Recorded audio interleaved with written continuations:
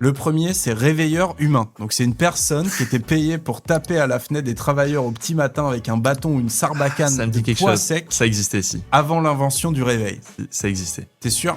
Ouais. Ouais. Ouais, non, c'est bon, je l'ai lu quelque part, je sais plus où, mais je l'ai lu. Le deuxième, c'est un dénodeur de cordes. Donc, c'est un ouvrier dont le travail consistait à démêler les cordes des navires au retour au port à la main pour éviter qu'elles ne s'abîment. Je pense que ça existait. Non, pas Non. officiellement. Ah, ok. Un lecteur public dans les usines, donc ça c'est un lecteur qui, pendant que les gens étaient en train de bosser, lisait les journaux pour qu'ils soient informés des informations. Je crois pas à ça, non. Eh bien ça aurait existé, notamment à Cuba, dans les manufactures de cigares au 19e siècle. ChatGPT est très précis, mais j'ai vérifié l'information. C'est correct, c'est bon. Le quatrième, c'est un testeur de plume-doigt. Donc c'est un professionnel qui serait chargé de tester chaque plume-doigt avant qu'elle ne soit vendue comme outil d'écriture. Je crois pas que ça existait, non. Enfin, Non, ça peut exister. Non, ça peut vérifier chacune des plumes, ça me paraît compliqué quand même. Alors, celui-là, je l'aime bien. C'est un essuyeur de derrière royal.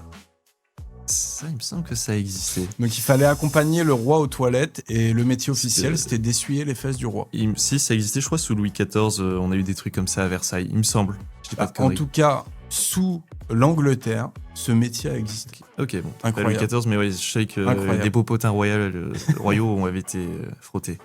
Un attrapeur de roi... un attrapeur de rats officiel. Il y en avait, je crois, dans les châteaux. Ouais, ça Ouais. existait en Europe au Moyen-Âge.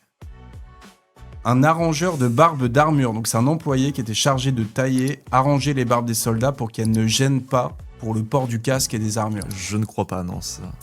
Ah, c'est pas mal, hein, t'es pas mauvais à jouer. Ça n'a pas existé. Chronométreur de coq.